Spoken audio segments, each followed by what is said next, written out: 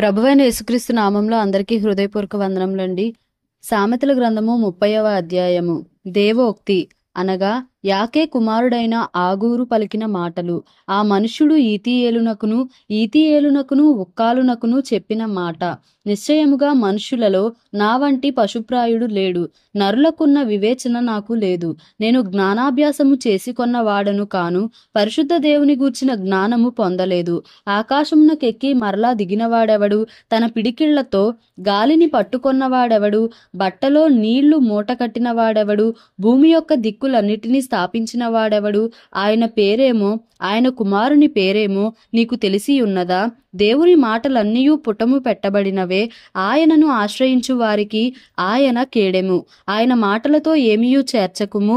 ఆయన నిన్ను గద్దించునేమో, అప్పుడు నీవు అబద్ధికుడవగుదువు. దేవా, నేను నీతో 2 మనవులు చేసుకొనుచున్నాను. నేను చనిపోక ముందు వాటిని నాకు అనుగ్రహింపుము.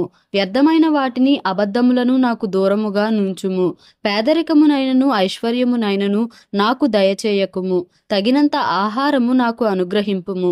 ఎక్కువైన ఎడల నేను కడుపు నిండిన వాడనై నిన్ను విసర్జించి యెహోవా ఎవడని అందునేమో, లేక బీదనై దొంగిలి నా దేవుని నామమును దూషింతునేమో. దాసుని గూర్చి వాని యజమానునితో కొండెములు చెప్పకుము, వాడు నిన్ను శపించును. ఒకవేళ నీవు శిక్షార్హుడవగుదువు. తమ తండ్రిని శపించుచు తల్లిని దీవించని తరము కలదు.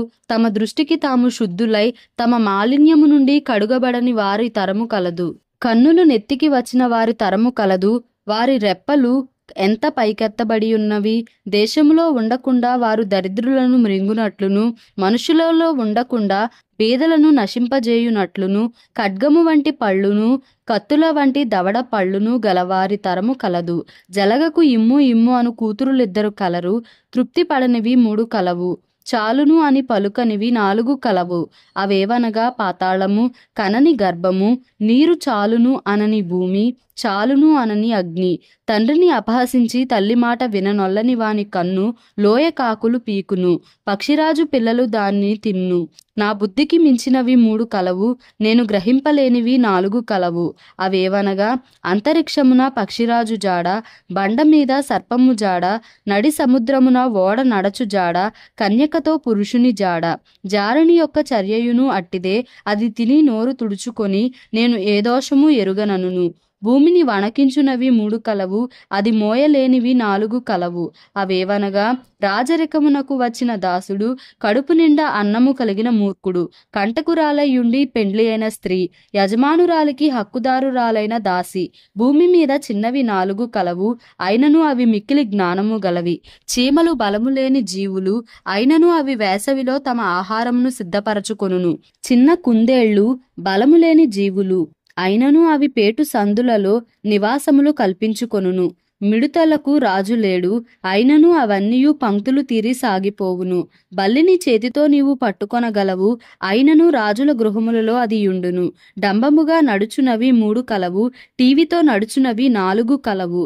అవేవనగా ఎల్ల మృగములలో పరాక్రమము గలదై ఎవనికైనా భయపడి వెనుకకు తిరుగని సింహము, షోణంగి కుక్క, మేకపోతు, తన సైన్యమునకు ముందు నడుచుచున్న రాజు. నీవు బుద్ధిహీనుడవై అతిశయపడి ఉండిన ఎడల, కీడు యోచించి ఉండిన ఎడల నీ చేతితో నోరు మూసికొనుము.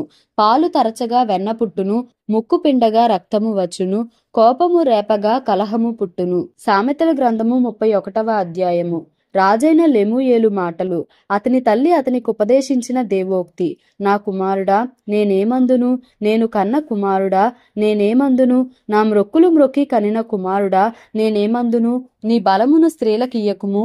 రాజులను నశింపజేయు స్త్రీలతో సహవాసము చేయకుము. ద్రాక్షారసము త్రాగుట రాజులకు తగదు. నీ బలమును స్త్రీలకియ్యకుము. రాజులను నశింపజేయు స్త్రీలతో సహవాసము చేయకుము. ద్రాక్షారసము త్రాగుట రాజులకు తగదు. లెమూయేలు, అది రాజులకు తగదు. మద్యపానాసక్తి అధికారులకు తగదు. త్రాగిన ఎడల వారు కట్టడలను మరతురు. దీనులకందరికీ అన్యాయము చేయుదురు. ప్రాణము పోవుచున్న వానికి మద్యము నీయుడి, మనోవ్యాకులము గలవారికి ద్రాక్షారసము నీయుడి. వారు త్రాగి తమ పేదరికము మరతురు, తమ శ్రమను ఇక తలంచకుందురు. మూగవారికిని దిక్కులేని వారికందరికిని న్యాయము జరుగునట్లు నీ నోరు తెరువుము. నీ నోరు తెరచి న్యాయముగా తీర్పు తీర్చుము. దీనులకును శ్రమపడు వారికిని దరిద్రులకును న్యాయము జరిగింపుము. గుణవతి అయిన భార్య దొరుకుట అరుదు, అట్టిది ముత్యము కంటే అమూల్యమైనది. ఆమె పెనిమిటి ఆమె యందు నమ్మికయుంచును, అతని లాభప్రాప్తికి వెలితి కలుగదు. ఆమె తాను బ్రతుకు దినములన్నీయు అతనికి మేలు చేయును గాని కీడేమియూ చేయదు. ఆమె గొర్రెబొచ్చును అవిసె నారను వెదకును, తన చేతులారా వాటితో పనిచేయును. వర్తకపు ఓడలు దూరము నుండి ఆహారము తెచ్చునట్లు ఆమె దూరము నుండి ఆహారము తెచ్చుకొనును. ఆమె చీకటితోనే లేచి తన ఇంటి వారికి భోజనము సిద్ధపరచును. తన పనికత్తెలకు బత్తెము ఏర్పరచును. ఆమె పొలమును చూచి దానిని తీసుకొనును. తాము కూడబెట్టిన ద్రవ్యము పెట్టి ద్రాక్ష తోట ఒకటి నాటించును. ఆమె నడికట్టు చేత నడుము బలపరచుకొని చేతులతో బలముగా పనిచేయును. తన వ్యాపార లాభము అనుభవముచే తెలిసికొనును. రాత్రివేళ ఆమె దీపము ఆరిపోదు. ఆమె పంటెను చేత పట్టుకొనును. తన వ్రేళ్లతో కదురు పట్టుకొని వడుకును. దీనులకు తన చెయ్యి చాపును, దరిద్రులకు తన చేతులు చాపును. తన ఇంటి వారికి చలి తగులునని భయపడదు. ఆమె ఇంటి వారందరూ రక్తవర్ణ వస్త్రములు ధరించిన వారు. ఆమె పరుపులను సిద్ధపరచుకొనును. ఆమె బట్టలు సన్నని నార బట్టలు, రక్తవర్ణపు వస్త్రములు. ఆమె పెనిమిటి దేశపు పెద్దలతో కూడా కూర్చుండును. గవని యొద్ద పేరుగొనిన వాడై ఉండును. ఆమె నారబట్టలు నేయించి అమ్మును. నడికట్లను వర్తకులకు అమ్మును. బలమును ఘనతయు ఆమెకు వస్త్రములు. ఆమె రాబోవు కాలము విషయమై నిర్భయముగా ఉండును. జ్ఞానము కలిగి తన నోరు తెరచును. కృపగల ఉపదేశము ఆమె బోధించును. ఆమె తన ఇంటివారి నడతలను బాగుగా కనిపెట్టును. పని చేయకుండా ఆమె భోజనము చేయదు. ఆమె కుమారులు లేచి ఆమెను ధన్యురాలందురు. చాలా మంది కుమార్తెలు పతివ్రతా ధర్మమును అనుసరించి ఉన్నారు గాని వారందరినీ నీవు మించిన దానవు అని ఆమె పెనిమిటి ఆమెను పొగడును. అందము మోసకరము, సౌందర్యము వ్యర్థము. యెహోవా యందు భయభక్తులు కలిగిన స్త్రీ కొనియాడబడును. చేసిన పనిని బట్టి అట్టి దానికి ప్రతిఫలమియ్యదగును. గౌనుల యొద్ద ఆమె పన్నులు ఆమెను కొనియాడును. ప్రసంగి గ్రంథము 1వ అధ్యాయము. దావీదు కుమారుడును యెరూషలేములో రాజునయుండిన ప్రసంగి పలికిన మాటలు. వ్యర్థము వ్యర్థమని ప్రసంగి చెప్పుచున్నాడు. వ్యర్థము వ్యర్థము, సమస్తము వ్యర్థమే. సూర్యుని క్రింద నరులు పడుచుండు పాటు అంతటి వలన వారికి కలుగుచున్న లాభమేమి? తరము వెంబడి తరము గతించిపోవుచున్నది. భూమి ఒకటే ఎల్లప్పుడూ నిలుచున్నది. సూర్యుడు ఉదయించును, సూర్యుడు అస్తమించును. తానుదయించు స్థలము మరలా చేరుటకు త్వరపడును. గాలి దక్షిణంనకు పోయి ఉత్తరంనకు తిరుగును. ఇట్లు మరలా మరలా తిరుగుచు తన సంచార మార్గమున తిరిగి వచ్చును. నదులన్నీయు సముద్రములో పడును, అయితే సముద్రము నిండుట లేదు. నదులు ఎక్కడ నుండి పారి వచ్చునో అక్కడికే అవి ఎప్పుడునూ మరలిపోవును. ఎడతెరిపి లేకుండా సమస్తము జరుగుచున్నది. మనుష్యులు దాని వివరింపజాలరు. చూచుట చేత కన్ను తృప్తి పొందకున్నది, వినుట చేత చెవికి తృప్తి కలుగటలేదు. మునుపు ఉండినదే ఇక ఉండబోవునది, మునుపు జరిగినదే ఇక జరుగబోవునది. సూర్యుని క్రింద నూతనమైనదేదియూ లేదు. ఇది నూతనమైనదని ఒక దాని గూర్చి ఒకడు చెప్పును, అదియును మనకు ముందుండిన తరములలో ఉండినదే. పూర్వులు జ్ఞాపకమునకు రారు, పుట్టబోవు వారి జ్ఞాపకము ఆ తరువాత నుండబోవు వారికి కలుగదు. ప్రసంగినైన నేను యెరూషలేమునందు ఇశ్రాయేలీయుల మీద రాజునై ఉంటిని. ఆకాశము క్రింద జరుగునది అంతటిని జ్ఞానము చేత విచారించి గ్రహించుటకై నా మనస్సు నిలిపితిని. వారు దీని చేత అభ్యాసము నొందవలెనని దేవుడు మానవులకు ఏర్పాటు చేసిన ప్రయాసము బహు కఠినమైనది. సూర్యుని క్రింద జరుగుచున్న క్రియలనన్నిటినీ నేను చూచితిని. అవి అన్నియూ వ్యర్థములే. అవి ఒకడు గాలికై ప్రయాసపడినట్టున్నవి. వంకరగానున్న దానిని చక్కపరచ సఖ్యము కాదు. లోపము గలది లెక్కకు రాదు. యెరూషలేమునందు నాకు ముందున్న వారందరికంటెను నేను చాలా ఎక్కువగా జ్ఞానము సంపాదించితిననియు, జ్ఞానమును విద్యను నేను పూర్ణముగా అభ్యసించితిననియు నా మనస్సులో నేను అనుకొంటిని. నా మనస్సు నిలిపి జ్ఞానాభ్యాసమును, వెర్రితనమును, మతిహీనతను తెలిసికొనుటకు ప్రయత్నించితిని. అయితే ఇదియు గాలికై ప్రయాసపడుటయే అని తెలిసికొంటిని. విస్తారమైన జ్ఞానాభ్యాసము చేత విస్తారమైన దుఃఖము కలుగును. అధిక విద్య సంపాదించిన వానికి అధిక శోకము కలుగును. ప్రసంగి గ్రంథము 2వ అధ్యాయము. కాని నిన్ను సంతోషము చేత శోధించి చూతును, నీవు మేలును అనుభవించి చూడుమని నేను నా హృదయముతో చెప్పుకొంటిని. అయితే అదియు వ్యర్థ ప్రయత్నమాయెను. నవ్వుతో నీవు వెర్రిదానవనియు సంతోషముతో నీ చేత కలుగునదేమి అనియు నేనంటిని. నా మనస్సు ఇంకను జ్ఞానము అనుసరించుచుండగా ఆకాశము క్రింద తాము బ్రతుకు కాలమంతయు మనుషులు ఏమి చేసి మేలు అనుభవింతురో చూడవలెనని తలచి నా దేహమును ద్రాక్షారసము చేత సంతోషపరచుకొందుననియు మతిహీనత యొక్క సంగతి అంతయు గ్రహింతుననియు నా మనస్సులో నేను యోచన చేసుకొంటిని. నేను గొప్ప పనులు చేయబూనుకొంటిని. నా కొరకు ఇండ్లు కట్టించుకొంటిని, ద్రాక్ష తోటలు నాటించుకొంటిని. నా కొరకు తోటలను శృంగార వనములను వేయించుకొని వాటిలో సకల విధములైన ఫలవృక్షములను నాటించి తిని. వృక్షముల నారుమళ్లకు నీరు పారుటకై నేను చెరువులు త్రవ్వించుకొంటిని. పనివారిని పనికెత్తలను సంపాదించుకొంటిని. నా ఇంట పుట్టిన దాసులు నాకుండిరి.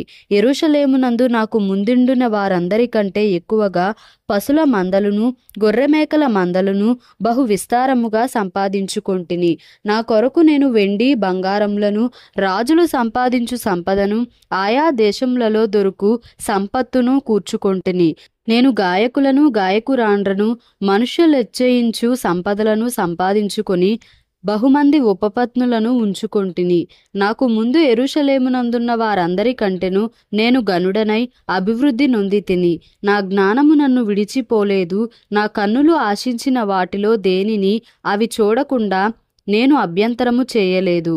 మరియు నా హృదయము నా పనులన్నిటిని బట్టి సంతోషింపగా సంతోషకరమైన దేదియు అనుభవించకుండా నేను నా హృదయమును నిర్బంధింపలేదు. ఇదే నా పనులన్నిటి వలన నాకు దొరికిన భాగము. అప్పుడు నేను చేసిన పనులన్నీయు వాటి కొరకై నేను పడిన ప్రయాసమంతయు నేను నిదానించి వివేచింపగా అవన్నీయు వ్యర్థమైనవిగాను ఒకడు గాలికి ప్రయాస పడినట్టుగాను అగుపడెను. సూర్యుని క్రింద లాభకరమైన దేదియు లేనట్టు నాకు కనబడెను. రాజు తరువాత రాబోవువాడు ఇది వరకు జరిగిన దాని విషయము సైతము ఏమి చేయునో అనుకొని నేను జ్ఞానమును వెర్రితనమును మతిహీనతను పరిశీలించుటకై పూనుకొంటిని. అంతటా చీకటి కంటే వెలుగు ఎంత ప్రయోజనకరమో బుద్ధిహీనత కంటే జ్ఞానము అంత ప్రయోజనకరమని నేను తెలిసికొంటిని. జ్ఞానికి కన్నులు తలలోనున్నవి, బుద్ధిహీనుడు చీకటి యందు నడుచుచున్నాడు. అయినను అందరికిని ఒక్కటే గతి సంభవించునని నేను గ్రహించి తిని.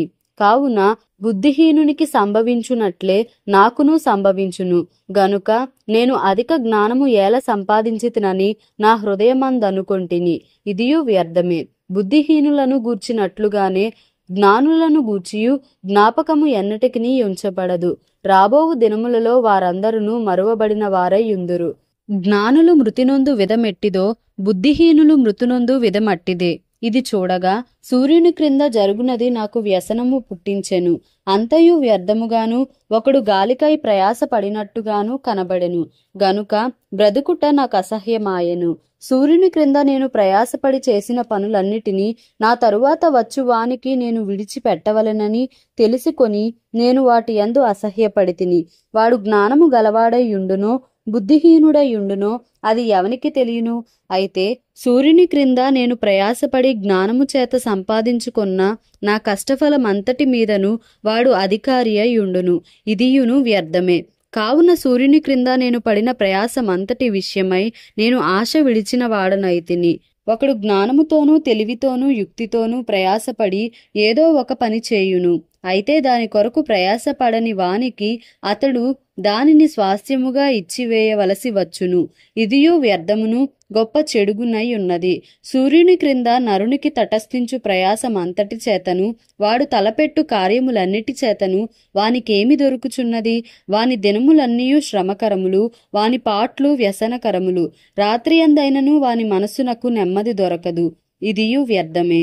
అన్నపానములు పుచ్చుకొనుట కంటెను తన కష్టార్జితము చేత సుఖపడుట కంటెను నరునికి మేలుకరమైన దేదియూ లేదు. ఇదియును దేవుని వలన కలుగునని నేను తెలిసికొంటిని. ఆయన సెలవు లేక భోజనము చేసి సంతోషించుట ఎవరికి సాధ్యము? ఏలయనగా దైవ దృష్టికి మంచివాడుగా నుండు వానికి దేవుడు జ్ఞానమును తెలివిని ఆనందమును అనుగ్రహించును. అయితే దైవ దృష్టికి ఇష్టడగు వానికిచ్చుటకై ప్రయాసపడి పోగుచేయు పనిని ఆయన పాపాత్మునికి నిర్ణయించును. ఇదియు వ్యర్థముగాను ఒకడు గాలికై ప్రయాసపడినట్టుగాను ఉన్నది. ప్రసంగి గ్రంథము 3వ అధ్యాయము. ప్రతిదానికి సమయము కలదు. ఆకాశము క్రింద ప్రతి ప్రయత్నమునకు సమయము కలదు. పుట్టుటకు చచ్చుటకు, నాటుటకు నాటబడిన దాని పెరికివేయుటకు, చంపుటకు బాగుచేయుటకు, పడగొట్టుటకు కట్టుటకు, ఏడ్చుటకు నవ్వుటకు, దుఃఖించుటకు నాట్యమాడుటకు, రాళ్లను పారవేయుటకు, రాళ్లను కుప్పవేయుటకు, కౌగలించుటకు కౌగలించుట మానుటకు, వెదకుటకు పోగొట్టుకొనుటకు, దాచుకొనుటకు పారవేయుటకు, చింపుటకు కుట్టుటకు, మౌనముగా నుండుటకు మాటలాడుటకు, ప్రేమించుటకు ద్వేషించుటకు, యుద్ధము చేయుటకు సమాధానపడుటకు, కష్టపడిన వారికి తమ కష్టము వలన వచ్చిన లాభమేమి? నరులు అభ్యాసము పొందవలెనని దేవుడు వారికి పెట్టియున్న కష్టానుభవమును నేను చూచితిని. దేని కాలమునందు అది చక్కగా నుండునట్లు సమస్తమును ఆయన నియమించి ఉన్నాడు. ఆయన శాశ్వతకాల జ్ఞానమును నరుల హృదయమందుంచి ఉన్నాడు గాని దేవుడు చేయు క్రియలను పరిశీలనగా తెలుసుకొనుటకు అది చాలదు. కావున సంతోషముగా నుండుట కంటెను, తమ బ్రతుకును సుఖముగా వెళ్ళబుచ్చుట కంటెను శ్రేష్టమైనదేదియు నరులకు లేదని నేను తెలిసికొంటిని. మరియు ప్రతివాడు అన్నపానములు పుచ్చుకొనుచు తన కష్టార్జితము వలన సుఖం అనుభవించుట దేవుడిచ్చు బహుమానమే అని తెలిసికొంటిని. దేవుడు చేయు పనులన్నీయు శాశ్వతములని నేను తెలిసికొంటిని. దానికి ఏదియూ చేర్చబడదు, దాని నుండి ఏదియూ తీయబడదు. మనుషులు తన యందు భయభక్తులు కలిగి ఉండునట్లు దేవుడిట్టి నియమము చేసి ఉన్నాడు. ముందు జరిగినదే ఇప్పుడును జరుగును, జరుగబోవునది పూర్వమందు జరిగినదే. జరిగిపోయిన దానిని దేవుడు మరలా రప్పించును. మరియు లోకమునందు విమర్శ స్థానమున దుర్మార్గత పుట్టుటయు, దుర్మార్గత జరుగుటయు, న్యాయం ఉండవలసిన స్థానమున దుర్మార్గత జరుగుటయు నాకు కనబడెను. ప్రతి ప్రయత్నమునకును ప్రతి క్రియకును తగిన సమయమున్నదనియు, నీతిమంతులకును దుర్మార్గులకును దేవుడే తీర్పు తీర్చుననియు నా హృదయములో నేను అనుకొంటిని.